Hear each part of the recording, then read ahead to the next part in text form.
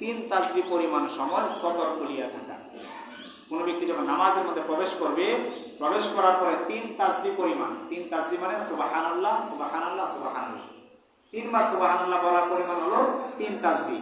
এই পরিমাণ সময় যদি কারো সতর খুলে থাকে, সতর মানে কি পর্দা, পুরুষের সতর হলো নাভি থেকে নিয়ে হাঁটুর নিচ পর্যন্ত, আর মহিলার সতর হলো সারা বডি, শুধু হাতের তালু আর চেহারা। কোনো ওলামায়ে কেরাম পায়ের তালু খোলা রাখার কথা বলেছেন, অর্থাৎ হাতের তালু, পায়ের তালু এবং চেহারা মহিলার ক্ষেত্রে, আর পুরুষের ক্ষেত্রে নাভি থেকে হাঁটুর নিচ পর্যন্ত।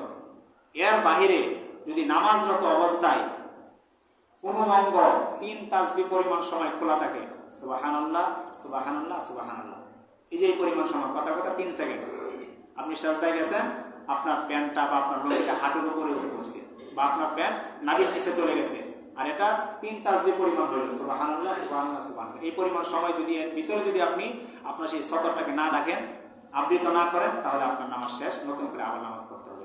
ঠিক তদ্রুপভাবে মহিলার ক্ষেত্রে নামাজ পড়তেছে, তার চোখ খুলে গেল, তার পেট খুলে গেল, বা তার পা খুলে গেল, এরকম কোনো অঙ্গ যদি 3 তাসবিহ পরিমাণ সময় সুবহানাল্লাহ সুবহানাল্লাহ সুবহানাল্লাহ পরিমাণ সময় যদি খোলা থাকে, তাহলে নতুন করে আবার তাকে নামাজ পড়তে হবে, তার এই নামাজ বাতিল। বুঝতে পারছেন না বিষয়টা? এই জন্য নামাজরত অবস্থায়, বিশেষ করে আমরা যারা প্যান্ট পরে নামাজ পড়তে আসি, দেখা যায় সেজদাতে যাওয়ার সময় পিছনের দিক দিয়ে অনেকে সতর খুলে যায়, এই জন্য সতর্ক থাকবেন। যারা প্যান্ট পরে নামাজে আসি, নামাজে আসার ক্ষেত্রে হয়তো লম্বা শার্ট পরে আসবো, না হয় অন্তত লম্বা গেঞ্জি, যেন সেজদাতে যাওয়ার পরে যেন নিজের পিছন দিক দিয়ে যেন সতর না খুলে যায়, পর্দা যেন না খুলে যায়। এতে করে যদি আপনার সতর যদি খুলে যায়, আপনার নামাজটা শেষে আপনার পিছনে যে আরেক দিনই ভাই নামাজ পড়তেছে, তার দৃষ্টিটা আপনার দিকে পড়ার কারণে তারও গুনাহ হচ্ছে। মনে রাখবেন, একজন পুরুষের বা একজন নারী যতটুকু সতর ঢেকে রাখতে হয়, ঢেকে রাখা যেরকম ফরজ, ঠিক তদ্রুপ ভাবে এই সতর খুলে গেলে ওই ব্যক্তি যেরকম গুনাহ হয়, আবার আমি আপনি যদি তাকে দেখি, আমারও সেই পরিমাণ গুনাহ হয়। বিশেষ করে গোসলখানায় যাওয়ার ক্ষেত্রে অনেকে গামছা পরে, অনেকে হাফ প্যান্ট পরে আমরা গোসল করি, সে যে পরিমাণ গুনাহ কামাইতেছে, আমি আপনি যদি তার দিকে তাকাই, আমার আপনার সেই পরিমাণ গুনাহ হয়ে যাবে। এই জন্য আমরা সতর্ক থাকবেন। আর দিন ওয়ান নাসিহা, দিন হলো, ইসলাম ধর্ম হলো অন্যের কল্যাণ সাধন করা, অন্যের কল্যাণ কামনা করা।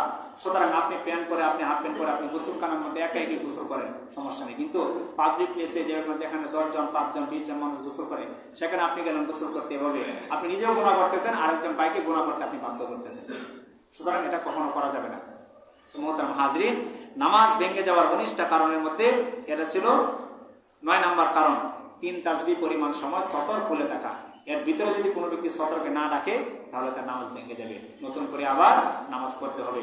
নামাজ ভেঙে যাওয়ার 19টা কারণের মধ্যে 10 নম্বর কারণ হলো মুক্তাদি ব্যতীত অপর ব্যক্তির লোকমা লওয়া। লোকমা মানে ইমাম সাহেব নামাজরত অবস্থায় রয়েছে, ইমাম সাহেবের কোনো একটা ভুল হয়েছে, এখন মুসল্লিরা পিছন দিক থেকে তাকবীর দেয় না, সুবহানাল্লাহ বা আল্লাহু আকবার বলে নামাজটাকে ইমাম সাহেবকে সতর্ক করে। এখন দেখা গেল ইমাম সাহেব ভুল করছে, আরেকজন ব্যক্তি এদিক দিয়ে হেঁটে যাচ্ছে, সে নামাজে না, সে লোকমা দিল, সেই ইমামের ভুল ধরায় দিল, ইমাম সাহেব ওই লোকমা শুনে নামাজটাকে ঠিক করলো, তাহলে নামাজ বাতিল। মুসল্লিদের মধ্য থেকে লোকমা দিতে হবে, যারা নামাজ পড়তেছে তাদের মধ্য থেকে কেউ যদি ভুলটা ধরিয়ে দেয়, আর ইমাম সাহেব যদি নামাজটাকে সঠিক করে নেয়, তাহলে তার নামাজ বহাল তবিয়ত থাকবে। আর যদি বাহিরাগত কোনো লোক যদি সেই লোকমা দেওয়ার মাধ্যমে নামাজটাকে ঠিক করায়, তাহলে সকলের নামাজে কি হয়ে যাবে? বাতিল হয়ে যাবে। ঠিক তদ্রুপভাবে নামাজ ভঙ্গের 19টা কারণের মধ্যে 11 নম্বর কারণ হলো সুসংবাদ ও দুঃসংবাদের উত্তর দেওয়া। নামাজরত অবস্থায় সুসংবাদ আসলে কি বলতে হয়? আলহামদুলিল্লাহ। কি বলতে হয়? কোন সুসংবাদ খবর আসলে কি আলহামদুলিল্লাহ, দুঃসংবাদ আসলে কি বলতে হয়? ইন্না লিল্লাহি ওয়া ইন্না ইলাইহি রাজিউন।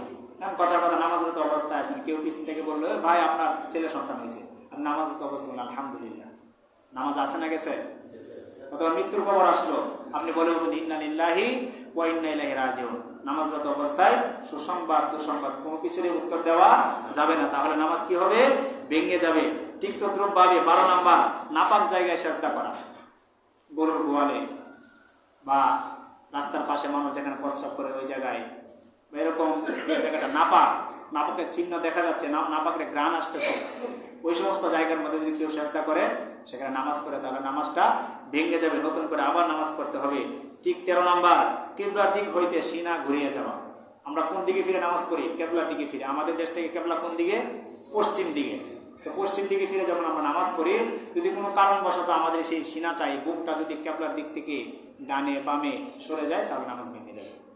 এই জন্য নামাজরত অবস্থায় একদম ক্যাবলার দিক স্ট্রেট ভাবে দাঁড়িয়ে থাকতে হবে, যেন নিজের বুকটা সিনাটা যেন ক্যাবলার থেকে কখনো না সরে যায়। সরে গেলে নামাজ ভেঙে যাবে। এগুলো নামাজ ভেঙে যাওয়ার কারণ ঠিক তদ্রুপ ভাবে 19টা কারণের মধ্যে 14 নম্বর কারণ হলো নামাজে কোরআন শরীফ দেখিয়ে পড়া। নামাজের মধ্যে যদি কোনো কোরআন শরীফ দেখে দেখে পড়ে, তাহলে তার নামাজ ভেঙে যাবে। নামাজের মধ্যে যার যতটুকু মুখস্থ আছে কোরআন শরীফ, কোরআনের আয়াত, কোরআনের সূরা, ততটুকু মুখস্থ করতে হবে। দেখে দেখে পড়লে নামাজ ভেঙে যাবে। 15 নম্বর কারণ নামাজের শব্দ করিয়া হাসা। কোনো কারণবশত কোনো ব্যক্তি যদি নামাজের মধ্যে শব্দ করিয়া হাসে, তাহলে তার ওযু শেষ, নামাজও শেষ। যদি মুস্কি হাসে, মিটিমিটি করে হাসে, তাহলে নামাজ শেষ হবে। কিন্তু যদি অট্ট হাসি দেয়, কাহা কাহা করে এরকম জোরে হাসি দেয়, অট্ট হাসি দেওয়ার কারণে হাদিসের মধ্যে আসছে মাসালা হলো তার ওযু শেষ হয়ে যাবে, নামাজও শেষ হয়ে যাবে। সুতরাং নামাজরত অবস্থায় কোনো অট্ট হাসি দেওয়া যাবে না। 16 নম্বর কারণ হলো নামাজে দুনিয়াবি কোনো কিছু চাওয়া। নামাজে আল্লাহ পাকের কাছে নিজের ভাষায় আল্লাহ আমার এটা লাগবো, ওইটা লাগবো, এভাবে চাইলে নামাজ ভেঙে যাবে। কিন্তু কোরআন এবং হাদিসের মধ্যে যে দোয়াগুলা বা কোরআনে যে আয়াতগুলা বর্ণিত হয়েছে, ওই ভাষায় যদি আপনি চান, তাহলে আপনার নামাজ ভাঙবে না। কথার কথা কোরআনের মধ্যে আয়াত আছে, রব্বানা আতিনা ফিদ দুনিয়া হাসানা ওয়া ফিল আখিরাতি হাসানা ওয়া কিনা আযাবান্নার। হে আল্লাহ, তুমি আমাকে দুনিয়াতেও কল্যাণ দান করো, আখিরাতেও কল্যাণ দান করো। এটা হলো কোরআনের আয়াত। এখন যদি আপনি নামাজের মধ্যে এই কোরআনের আয়াত তেলাওয়াত করেন, তাহলে আপনার নামাজ ভাঙবে না। এখানে দুনিয়া চাওয়া হচ্ছে, রব্বানা আতিনা ফিদ দুনিয়া হাসানা। হে আল্লাহ, দুনিয়াতে তুমি আমাকে কল্যাণ দান করো। দুনিয়াতে যদি কাউকে আল্লাহ কল্যাণ দেয়, তার কোনো অভাব থাকতে পারে না, তার কোনো ঋণ থাকতে পারে না, তার কোনো সমস্যায় থাকতে পারে না। সুতরাং কোরআনের ভাষায় এবং হাদিসের ভাষায় যে দোয়াগুলো নবীজি আমাদেরকে শিখিয়ে গিয়েছেন, নামাজের মধ্যে সেই ভাষায় আল্লাহ পাকের কাছে চাইতে হবে। কিন্তু নিজের ভাষায় যদি কেউ বাংলাতে বলে ফেলে যে আমার এটা প্রয়োজন, ওইটা প্রয়োজন, তাহলে তার নামাজটা কি হবে? ভেঙে যাবে। এই জন্য বলা হয়েছে নামাজে দুনিয়া